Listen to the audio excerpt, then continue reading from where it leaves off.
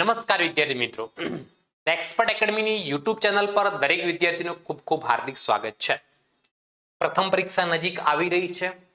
આપણે ધોરણ 12 નો chapter number 6 જેનું નામ છે ભાગીદારની નિવૃત્તિ અથવા મૃત્યુ, એની અંદર આપણે 1-15 સુધીના દાખલાઓ કરી લીધેલા છે, જે આગળ તમે જોઈ શકો છો. અત્યારે આપણે આ લેક્ચરની અંદર 16મો અને 17મો દાખલો જે મૃત્યુના દાખલાઓ છે, જે પરીક્ષાની અંદર પૂછાવાના બિલકુલ ચાન્સીસ ઓછા હોય છે, હે ના, પરંતુ ક્યારેક ક્યારેક પૂછાઈ જતા હોય છે. તો આપણે સંપૂર્ણ દાખલો વ્યવસ્થિત સમજી લઈશું. એકદમ ઈઝી દાખલાઓ છે, કઈ હાર્ડ છે નહીં. પ્રથમ પરીક્ષામાં પૂછાવાના ચાન્સીસ પૂરેપૂરા રહેલા છે, બોર્ડની પરીક્ષામાં પૂછાવાના ચાન્સીસ બિલકુલ ઓછા રહેલા છે. ઓકે, તો હવે વધારે સમય ન લેતા આપણે દાખલાની શું કરીએ, શરૂઆત કરીએ. જે તમને હું દાખલા નંબર 16 સ્ક્રીન પર દેખાડું છું. જુઓ, પ્રશ્ન નંબર 16 તમે તમારી ચોપડીની અંદર પણ જોઈ શકો છો. દાખલાની અંદર માહિતી શું આપેલી છે? કમલ, બિમલ અને વિમલ 1:2:3 ના પ્રમાણમાં નફો નુકસાન વહેતા ભાગીદારો છે. તારીખ 31 માર્ચ 2016 ના રોજ તેમની પાકું સરવૈયું નીચે મુજબની બાકીઓ દર્શાવતું હતું. મૂડી કમલની 10,000 રૂપિયા, બિમલની 20,000 અને વિમલની કેટલી 30,000. સામાન્ય અનામત 24,000 રૂપિયા, વિમલની લોન 10,000 રૂપિયા, પેઢીની પાઘડી 12,000 રૂપિયા. 31 માર્ચ 31/5/2016 ના રોજ વિમલનું મૃત્યુ થયું, હે ના. ઓકે, તો આ જે આપણે કઈ તારીખની બાકીઓ છે? 31 માર્ચ 2016. મૃત્યુ કઈ તારીખે જાય છે? 31/5/2016. એટલે ચોથો ને પાંચમો મહિનો, 2 મહિનાના હિસાબ કરવાના બાકી અને વિમલનું મૃત્યુ થઈ ગયું, હે ના. હિસાબો ક્યારે છેલ્લે પૂરા થઈ ગયા હતા? આપણા 31 માર્ચ 2016 ના રોજ થઈ ગયા હતા. એના પછી 2 મહિના પછી વિમલનું મૃત્યુ થયું, એટલે 2 મહિનાના હિસાબો આપણે બાકી છે. ભાગીદારી કરાર મુજબ નીચેની શરતો હતી. પેઢીની પાઘડી છેલ્લા 3 વર્ષના સરેરાશ નફાની 2 વર્ષની ખરીદી જેટલી ગણવાની છે, અને છેલ્લા 3 વર્ષનો નફો અનુક્રમે 25,000, 40,000 અને 25,000 હતો. છેલ્લા 3 વર્ષના સરેરાશ નફાને આધારે મૃત્યુની તારીખ સુધીનો નફો ગણવાનો છે, અને મૂડી પર વાર્ષિક 12% વ્યાજ આપવાનું છે. મૂડી પર વાર્ષિક કેટલા ટકા વ્યાજ ગણવાનું છે? 12% વ્યાજ ગણવાનું છે. ઓકે, તો સૌથી પહેલા આપણે વિમલની મૂડીનું ખાતું તૈયાર કરવામાં આવશે. કયું ખાતું? વિમલની મૂડી. એટલે વિમલના ભાગી કેટલા રૂપિયા આવે. તો જો સ્ક્રીન પર તમને બતાવી દઉં છું. ઓકે, અહીંયા લખી દઉં છું વિમલની મૂડીનું ખાતું. વિમલની મૂડીનું ખાતું. ચાલો, સૌપ્રથમ સૌથી પહેલા તો અહીંયા વિમલની મૂડી કેટલી છે? જુઓ, વિમલની મૂડી દાખલાની અંદર કેટલી આપેલી છે? વિમલ એ ત્રીજા નંબરનો ભાગીદાર છે, અને ત્રીજા નંબરની મૂડી કેટલી છે? 30,000 રૂપિયા. તો 1/4/2000 શરૂઆતની જ હશે ને? ક્યારની હશે? આ શરૂઆતની મૂડી હશે. તો આપણે લખીશું 1/4/2016. 1/4/2016. બાકી આગળ લાવ્યા. તો વિમલની મૂડી આપણને કેટલી આપેલી છે? 30,000 રૂપિયા. વિમલની મૂડી કેટલા રૂપિયા આપેલી છે? 30,000 રૂપિયા.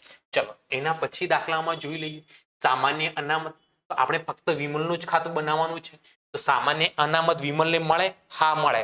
ક્યારે મળશે? હિસાબો કરશું. 31/5/2016 ના રોજ સામાન્ય અનામત એના ખાતે શું થશે? જમા થશે. સામાન્ય અનામત. ઓકે, પણ સામાન્ય અનામત આપેલી દાખલામાં કેટલી છે? 24,000 રૂપિયા. પણ એની અંદર એનો ભાગ કેટલો છે? 1/2/3 છે. 3/6 કરું એટલે કેટલો જવાબ આવે? સામાન્ય અનામતના 12,000 રૂપિયા એના ખાતે લખવાના છે. સામાન્ય અનામતના કેટલા રૂપિયા લખવાના છે? આપણે 12,000 રૂપિયા એના ખાતે લખવાના છે. એના પછી શું આપેલું છે? ચલો, વિમલની લોન. હવે વિમલ ભાગીદાર મૃત્યુ થઈ ગયું છે. વિમલની લોન ની કઈ બાકી હોય? જમા બાકી હોય. તો અહીંયા જો વિમલની લોન કેટલી આપેલી છે? 10,000 રૂપિયા. તો આપણે એના ખાતે શું કરી દઈએ? જમા.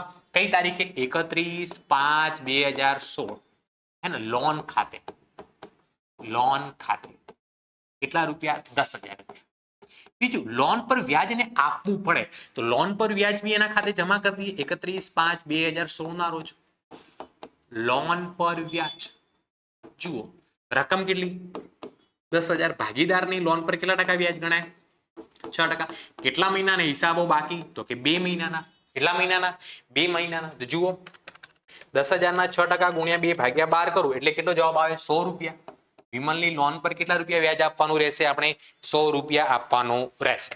ચલો, એના પછી દાખલાની અંદર શું આપેલું છે? પાઘડી આ પાકા સરવૈયાની પાઘડી છે તો પાઘડી ઉધાર બાજુ લખાય. પાકા સરવૈયાની પાઘડી 31/5/2016 ના રોજ પાઘડી ખાતે પાકા સરવૈયાની પાઘડી ઉધાર બાજુ લખાય. પાઘડી આપેલી કેટલી 12,000, એની અંદર એનો ભાગ કેટલો 3/6 તો કેટલા રૂપિયા ભાગે આવે તો કે 6,000 રૂપિયા ભાગે આવશે. કેટલા રૂપિયા? 6,000 રૂપિયા. એના પછી 31/5/2016 ના રોજ વિમલનું મૃત્યુ થયું. ભાગીદારી કરાર નીચે મુજબ શરતો હતી. પેઢીની પાઘડી છેલ્લા 3 વર્ષના સરેરાશ નફાની 2 વર્ષની ખરીદી જેટલી ગણવી. તો સૌથી પહેલા પાઘડી ગુણતા માટે હું સરેરાશ નફો શોધી લઉં. ચલો, સરેરાશ નફાનું સૂત્ર તમે જાણો છો, કુલ નફો ભાગ્યા કુલ વર્ષો. કુલ નફો ભાગ્યા કુલ વર્ષો. 3 વર્ષનો નફાનો શું કરી દો સરવાળો. 3 વર્ષના નફામાં જુઓ, પહેલા વર્ષનો 25,000 પ્લસ 40,000 પ્લસ 25,000. 3 વર્ષનો નફો કેટલો થાય છે? 90,000 ભાગ્યા કેટલા કરું? 3. 90,000 ભાગ્યા 3 કરું એટલે કેટલા આવે? કુલ આખા પેઢીની પાઘડી સરેરાશ નફો કેટલો આવે? 30,000. હવે પેઢીની પાઘડી છેલ્લા 3 વર્ષના સરેરાશ 2 વર્ષની ખરીદીની આધારે. હવે પાઘડીનું સૂત્ર તમે જાણો જ છો, પાઘડી બરાબર સરેરાશ નફો કેટલો આવ્યો? 30,000 ગુણ્યા ખરીદીના વર્ષો કેટલા? 2/2. હે ને? ખરીદીના વર્ષો દાખલામાં કેટલા આપેલા છે? 2. અહીંયા ગુણ્યા 2 એટલે પાઘડીની કિંમત કેટલી આવશે? 60,000 રૂપિયા. હવે આપણે નિવૃત્ત કોણ થઈ રહ્યું છે? વિમલ. વિમલ મૃત્યુ પામી રહ્યું છે. વિમલને પાઘડી આપવી પડશે તો વિમલની પાઘડી બરાબર 60,000 ગુણ્યા એમાં વિમલનો ભાગ કેટલો હતો? 3/6 ગુણ્યા 3/6 બરાબર 30,000 રૂપિયા પાઘડી આપવી પડે. આ 30,000 પાઘડી આપણે કોણ? બાકીના ભાગીદારો કમલ અને વિમલ. કયા પ્રમાણમાં આપે? લાભના પ્રમાણમાં. નવા પ્રમાણની કોઈ માહિતી આપેલી નથી તો જૂનું પ્રમાણ એ જ લાભનું પ્રમાણ બનશે. 1/2 તો 1/2 છે તો 10,000 પહેલો ભાગીદાર આપશે અને 20,000 રૂપિયા બીજો ભાગીદાર આપશે. પહેલા 10,000 કોણ આપશે? તો કમલ આપશે. પહેલા 10,000 કોણ આપશે? કમલ. તો જુઓ અહીંયા નવા ભાગીદારને આપવાના છે એટલે જમા લખીશું આપણે 31/5/16 ના રોજ કમલના મૂડી ખાતે. કમલના મૂડી ખાતે કમલ કેટલા રૂપિયા આપશે? આપણે જોયું 10,000 રૂપિયા. બીજું કોણ છે? બિમલ. એની એ તારીખે બિમલના મૂડી ખાતે બિમલ કેટલા રૂપિયા આપશે? 20,000. એમ થઈને એને પાઘડીના કેટલા રૂપિયા આપવા પડશે? 30,000 રૂપિયા આપવા પડશે. ચલો, એના પછી દાખલાની અંદર શું કીધું છે? ઓકે, છેલ્લા 3 વર્ષના સરેરાશ નફાને આધારે મૃત્યુની તારીખ સુધીનો નફો ગણવાનો છે. તો સૌથી પહેલા તો છેલ્લા 3 વર્ષનો સરેરાશ નફો કેટલો આવ્યો? 30,000 રૂપિયા. હે ને? તો આપણે કેટલા મહિનાનો નફો? 2 મહિનાનો નફો. હે ને? 2 મહિનાનો હિસાબ બાકી. તો 2 મહિનાનો નફો બરાબર આખો સરેરાશ નફો કેટલો આવ્યો? 30,000. એ તો આખા વર્ષનો છે. એની અંદરથી આપણે 2 મહિનાનો કાઢવો હોય તો 2/12 કરવા પડે એટલે રૂપિયા 5,000 આવે. કેટલા રૂપિયા આવે? 5,000 રૂપિયા આવે. પણ આ તો આખો પેઢીનો નફો છે. આપણે તો ફક્ત કોનો નફો નીકાળવાનો છે? વિમલનો નફો. તો અહીંયા લખી દઉં વિમલનો નફો બરાબર. તો વિમલને નફામાં કેટલો ભાગ મળે? તો કે 5,000 ગુણ્યા એનું પ્રમાણ કેટલું છે? 3/6. તો વિમલને 2,500 રૂપિયા આપવા પડે 2 મહિનાના નફાને. કેટલા રૂપિયા? 2,500. તો એના ખાતે જમા કરી દઈએ. 31/5/2016 રૂપિયા. નફા નુકસાન ખાતે એનો નફો એના 2 મહિનાના જે હિસાબ બાકી રહી ગયો એ પેટે એને કેટલા રૂપિયા મળે નફામાં ભાગ? 2,500 રૂપિયા નફામાં ભાગ મળશે. છેલ્લે દાખલાની અંદર આપણને શું કહેલું છે? જુઓ, મૂડી પર વાર્ષિક 12% વ્યાજ ગણવાનું છે. તો જુઓ 31/5/2016 ના રોજ લખીશું અહીંયા મૂડી પર વ્યાજ કેટલા ટકા કીધું છે? 12%. તો મૂડી કેટલી છે? 30,000. તો ખાસ ધ્યાન રાખજો 30,000 ના 12% એટલે કે 3600 નહીં આપી દેવાના. 2 મહિનાનો જ આપવાનું છે. 2 મહિનાનો જ હિસાબ બાકી છે. ગુણ્યા 2/12 કરો એટલે 600 રૂપિયા મૂડી પર વ્યાજ આપવાનું. કેટલા રૂપિયા? 600 રૂપિયા. દરેક વ્યવહારની નોંધ થઈ ગઈ છે. કોઈ વ્યવહારની એન્ટ્રી બાકી છે નહીં. તો હવે સૌથી પહેલા આપણે જમા બાજુનો સરવાળો કરો. તો સૌથી પહેલી એન્ટ્રી કેટલી છે? 30,000 રૂપિયા plus 12,000 plus 10,000 plus 100 plus 10,000 plus 20,000 plus 2,500 plus 600. આનો સરવાળો થાય છે 85,200 રૂપિયા. 85,200. અહીંયા 85,200 રૂપિયા રકમના કોલમમાં 85,200 માંથી ઉધાર બાજુની કેટલી એન્ટ્રી છે? તો કે 6,000. કેટલા વધે છે? 79,200. હે ને? 31/5/2016 ના રોજ શું રહેશે? કઈ કહેલું નથી એટલે વિમલની લોન ખાતે વિમલની લોન ખાતે, એટલે વિમલને 79,200 રૂપિયા આપો એટલે એનો હિસાબ શું થઈ જાય? ચૂકતી થઈ જાય. કમ્પ્લીટ ખબર પડે છે વિદ્યાર્થી મિત્રો? યસ અથવા નો તમે મને કોમેન્ટ કરી શકો છો. તે ઉપરાંત નીચે ડિસ્ક્રિપ્શનની અંદર જોઈ લો ટેલિગ્રામ ગ્રુપની લિંક, વોટ્સએપ ગ્રુપની લિંક, સાથે સાથે ધ એક્સપર્ટ એકેડમીની એપ્લિકેશનની લિંક પણ આપેલી છે. એ લિંકનો ઉપયોગ કરીને તમે ધ એક્સપર્ટ એકેડમી સાથે જોડાઈ શકો છો અને દરેક ચેપ્ટરનું સોલ્યુશન વિડીયો લેક્ચર તમે મેળવી શકો છો. ઓકે, ચલો હવે નેક્સ્ટ ક્વેશ્ચન તરફ જઈએ છીએ. ઓકે, વોટ્સએપ નંબર આપી દો. કોઈ પણ પ્રકારનો ડાઉટ હોય ને આ વોટ્સએપ નંબર છે આપણો 973734 આ નંબર પર વોટ્સએપ કરીને તમે ડાઉટનું સોલ્યુશન મેળવી શકો છો. નેક્સ્ટ ક્વેશ્ચન તરફ જઈએ. ઓકે, આવું આવ્યું 17મો દાખલો. ચલો 17મો દાખલો તમને સ્ક્રીન પર દેખાઈ રહ્યો છે, જુઓ. હે ને? CST તમે તમારી ચોપડીની અંદર બી જોઈ શકો છો. CST 2:1:2 ના પ્રમાણમાં નફો નુકસાન વહેતા એક પેઢીના ભાગીદારો છે. તારીખ 31 માર્ચ 2017 ના રોજ પેઢીનું પાકું સરવૈયું દાખલામાં આપેલું છે. 31 માર્ચ 2017 સોરી ટીનું મૃત્યુ થાય છે 30/6/2017 ના રોજ મૃત્યુ થયું. તો સૌથી પહેલા એ જુઓ આપણે હિસાબો ક્યાં સુધી થઈ ગયા છે? 31 માર્ચ 2017 સુધી થઈ ગયા. મૃત્યુ ક્યારે થાય છે? 30/6 ના રોજ, એટલે ચોથો, પાંચમો, છઠ્ઠો 3 મહિનાના હિસાબો બાકી. કેટલા મહિના લખી દઉં? 3 મહિના. છેલ્લે શું કીધું છે? ટી ના વહીવટીકર્તાનું ખાતું તૈયાર કરો. ટી તો મરી ગયું, તો ટી ના વહીવટીકર્તાનું ખાતું તમે જોઈ શકો છો. ખાતું તો આપણને ખબર છે 11મો ધોરણથી આપણે ભણી આવ્યા છીએ. તારીખ, વિગત, નોપા રકમ, તારીખ, વિગત, નોપા રકમ. ચલો સૌથી પહેલા હિસાબી અસરો. મૂડી પર વાર્ષિક 6% ના દરે વ્યાજ આપવું. તો સૌથી પહેલા તો આપણે મૂડી લખી દઈએ. કશું લખી દઈએ? મૂડી. ટી ની મૂડી કેટલી આપેલી છે? 1 લાખ રૂપિયા. તો મૂડી કઈ બાજુ લખાય? જમા બાજુ. કઈ તારીખે લખીશું આપણે? 30/6/2017 ના રોજ. કલર ચેન્જ કરી દો, વ્હાઈટ ની જોડે વ્હાઈટ સારો નહીં લાગે. ચાલો 30 જૂન 2017 ના રોજ. આ વહીવટીકર્તાનું ખાતું છે એટલે અહીંયા કોના ખાતે લખવાનું? ટી ના મૂડી ખાતે. ચલો ટી ની મૂડી કેટલા રૂપિયા? ટી ની મૂડી પેટે કેટલા આપવાના? 1 લાખ રૂપિયા. વહીવટીકર્તા એટલે શું કહેવાય? તો ટી તો મરી ગયું. ટી ની જગ્યાએ જે હિસાબ કરશે, જે હિસાબો લેવા આવશે એને ટી ની વહીવટીકર્તાનું ખાતું કહી શકાય છે આપણે. ઓકે, ચલો હવે આપણે દાખલામાં પહેલો હવાલો શું કીધું છે કે મૂડી પર આપણે 6% વ્યાજ આપવું. સોરી, મૂડી પર કેટલા ટકા? 6% ના દરે. મૂડી પર વ્યાજ બી જમા બાજુ લખાય ને ભાઈ. 30/6/2017 ના રોજ લખી દો અહીંયા મૂડી પર વ્યાજ. હવે મેં તમને કહી દીધું મૂડી પર વ્યાજ કેટલા ટકા ગણવાનું? 6%. એની મૂડી કેટલા રૂપિયા આપેલી છે? 1 લાખ. 1 લાખના 6% એટલે 6,000 રૂપિયા થાય. આપણે હિસાબ કેટલા મહિનાનો બાકી? 3 મહિનાનો. ગુણ્યા 3/12 કરો એટલે 1500 રૂપિયા મૂડી પર વ્યાજ આવે. મૂડી પર વ્યાજ કેટલા રૂપિયા આવે? 1500 રૂપિયા. તો મૂડી પર વ્યાજ કેટલા જમા કરવાના? એના ખાતે 1500 રૂપિયા જમા કરવાના. ચલો ઉપાડ પર વાર્ષિક 12% ના દરે વ્યાજ વસૂલ કરવાનું છે અને તારીખ 1/5/2017 ના રોજે ટીએ 20,000 નો ઉપાડ કરેલ હતો. ઉપાડ સૌ પ્રથમ ઉધાર બાજુ લખી દઈએ. કઈ તારીખે? 1/5/2017 ના રોજ. તો જુઓ ઉપાડ ઉધાર બાજુ 1/5/2017 ના રોજ ઉપાડ ખાતે કેટલા રૂપિયાનો ઉપાડ કરેલો હોય? તો એને 20,000 20,000 રૂપીસ. ઉપાડ પર વ્યાજ ક્યારે ગણાશે? એ મરી ગયો ત્યારે. ક્યારે? 30 જૂન 2017 ના. ઉપાડ પર વ્યાજ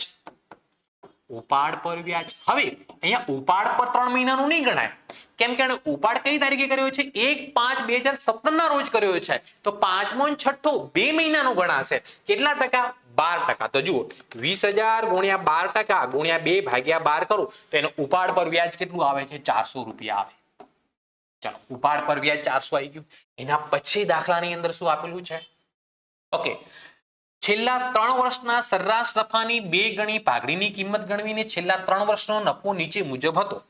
80,000 રૂપિયા, 75,000 અને 85,000 રૂપિયા. તો સૌથી પહેલા હું અહીંયા લખી દઉં સરેરાશ નફો. જુઓ તમે બી ગણતરી કરી શકો. સરેરાશ નફો બરાબર કુલ નફો ભાગ્યા કુલ વર્ષ.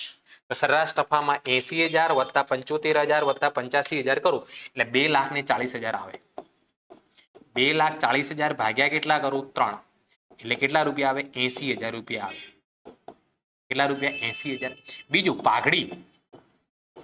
પાઘડી સરેરાશ નફાની 2 ગણી તો 80,000 ગુણ્યા 2 એટલે કેટલા રૂપિયા આવે? 1,60,000 રૂપિયા પાઘડી આવે. પણ આ પાઘડી છે ને આખી પેઢીની પાઘડી છે. આ ભાગડી છે કોની છે? આખી પેઢીની ભાગડી છે. આપણે તો એની અંદરથી કોની નીકાળવાની? ટી ની નીકાળવાની. તો ટી નો ભાગ કયો છે? 2. 2 જેમ 1 જેમ 2 ને 1 3, 3 ને 2 5 એટલે 2/5 કહેવાય. તો અહીંયા લખું હું ટી ની ભાગડી. ટી ની ભાગડી બરાબર 1,60,000 ગુણ્યા ટી નો ભાગ કેટલો છે? 2 પંચમાંશ. 2 પંચમાંશ બરાબર 1,60,000 ગુણ્યા 2 પંચમાંશ કરું એટલે 64,000 રૂપિયા ભાગડી આપવાની રે. ટી ને કેટલા રૂપિયા ભાગડી આપવાની? 64,000. 64,000 રૂપિયા ટી ની ભાગડી આપવાની રહેશે. ઓકે, ટી ને ભાગડી આપશે કોણ? બાકીના ભાગીદારો. કયા પ્રમાણમાં? લાભના પ્રમાણમાં. નથી આપેલું તો જૂનું પ્રમાણ એ જ લાભનું પ્રમાણ 2:1 ના પ્રમાણમાં વેચું તો બીજા નંબરનો ભાગીદાર એના ભાગે એટલા આવે 21,333 રૂપિયા અને પહેલા નંબરના ભાગીદારને કેટલા આવે? 42,667 રૂપિયા. સી કેટલા આપશે? 42,667 રૂપિયા. જ્યારે એસ કેટલા આપશે? 21,333 રૂપિયા આપશે. કોને? ટીને. ટીને આપશે એટલે ટીના ખાતે શું કરવાના? જમા કરવાના.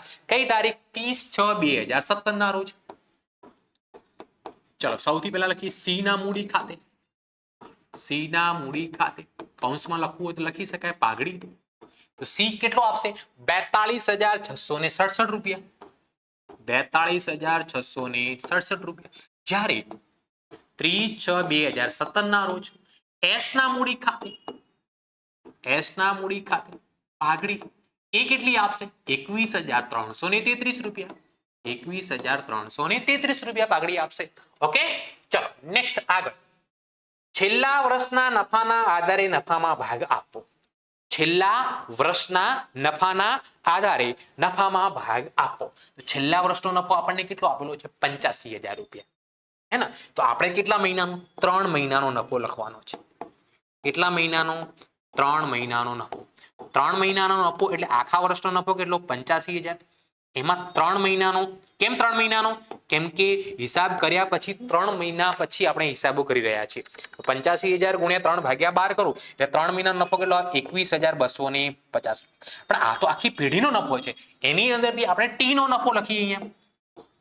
ટી નો નફો બરાબર 21,250 માં ટી નો ભાગ કેટલો હતો? કે 2 પંચમાંશ. 21,250 ભાગ્યા 2 પંચમાંશ કરું એટલે 8,500 રૂપિયા આને નફામાં ભાગ આપવાનો. 8,500 એના ખાતે જમા થશે. 30 જૂન 2017 ના રોજ નફા નુકસાન ખાતે 3 મહિનાનો નફો. નફા નુકસાન ખાતે 3 મહિનાનો નફો કેટલા રૂપિયા? તો કે 8,500 રૂપિયા. ચલો હવે હવાલા બધા થઈ ગયા છે. આપણે જોઈ લઈએ પાકું સરવૈયું. તો પાકા સરવૈયામાં જુઓ જાહેરાત ઉપલબ્ધ ખાતું એ વેચી જવાશે. ભાગીદારો વચ્ચે શું થાય? જાહેરાત ઉપલબ્ધ ખાતું વેચાઈ જાય. તો કેટલા રૂપિયા છે જાહેરાત ઉપલબ્ધ ખાતાના? 15,000. તો 15,000 માં એનો ભાગ કેટલો? 2 પંચમાંશ એટલે 6,000 રૂપિયા આવે. મિલકત લેણા બાજુ આપેલું છે એટલે ઉધાર બાજુ લખીશું. કઈ બાજુ? ઉધાર બાજુ. 30/6/2017 જાહેરાત ઉપલબ્ધ ખાતે 6,000 રૂપિયા. ચાલો એના પછી કેમ આવું થાય છે ભાઈ? ચલો ઓકે, ચલો એના પછી મૂડી તો ન ટ્રાન્સફર થાય. સામાન્ય અનામત. સામાન્ય અનામત કેટલી આપેલી છે? 10,000 રૂપિયા.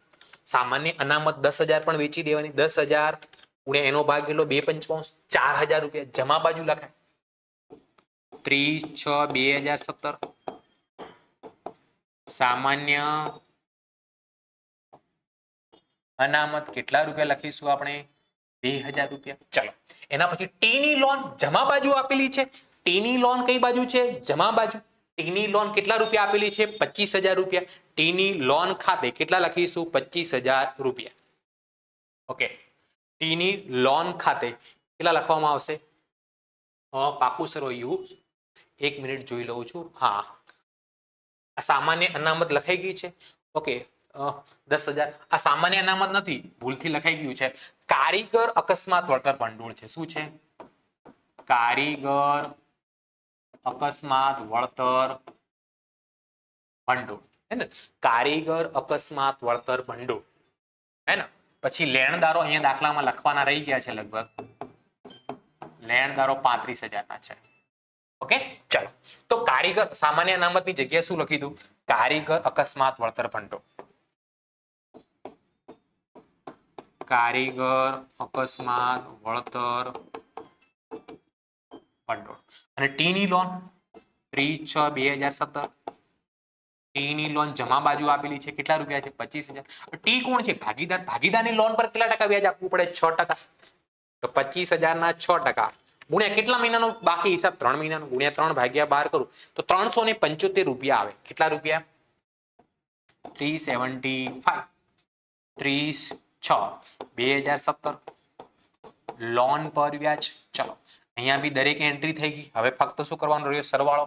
તો સૌથી પહેલા હવે વહીવટી કરતાનો જમા બાજુનો સરવાળામાં પહેલી એન્ટ્રી 1,15,42,667, 21,333, 8,500, 2,000, 25,375, 2,01,375.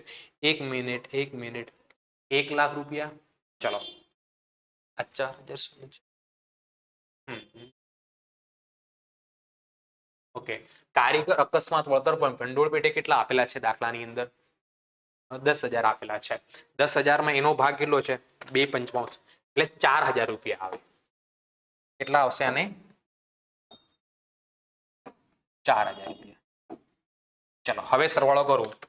1,15,42,667, 21,333, 8,500, 4,000, 25,375.